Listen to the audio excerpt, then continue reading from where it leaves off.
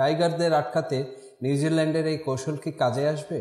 ভিডিওতে দেখুন বিস্তারিত প্রতিবেদন। টাইগারদের বিপক্ষে মাঠে নামার আগেই সেই অস্ট্রেলিয়ার পরাজয় আতঙ্ক পেয়ে বসেছে নিউজিল্যান্ডে। ব্যাপক স্টাডি শুরু করেছেন তারা, বিশেষ করে মোস্তাফিজকে নিয়ে তাদের যত ভাবনা, কিভাবে এই কাটার মাস্টারকে মোকাবেলা করা যায় তা নিয়ে চলছে তাদের বিভিন্ন কৌশল বের করার গবেষণা।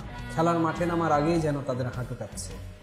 একের পর এক দেখছেন বাংলাদেশ অস্ট্রেলিয়ার সিরিজগুলির ভিডিও, বের করার চেষ্টা করছেন টাইগারদের শক্তির উৎস আর দুর্বলতাগুলি কি কি।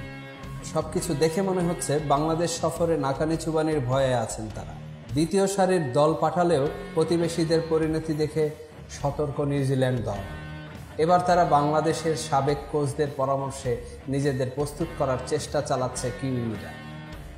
সাহায্য নিচ্ছেন টাইগারদের সাবেক হেড কোচ জেমি সিডেন্সের কাছ থেকে।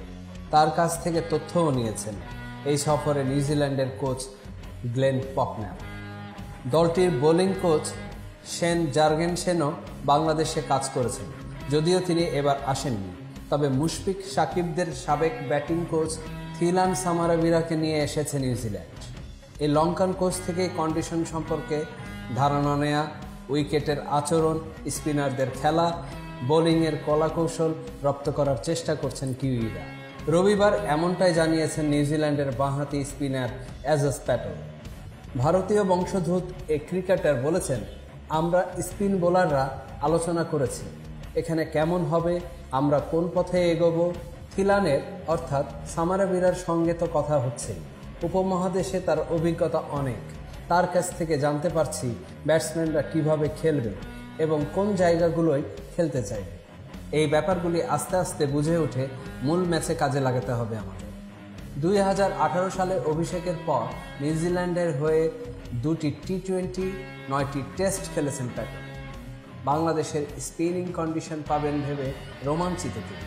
32 বছর বয়সী এই স্পিনার বলেছেন, কন্ডিশনের সহায়তা যখন মেলে সব বোলারকেই তার রোমাঞ্চিত করে।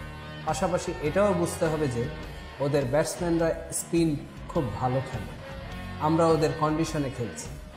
এখানে ওরা অনেক বড় দলকে হারিয়েছে, ওদেরকে তাই হালকাভাবে নেওয়া যাবে না।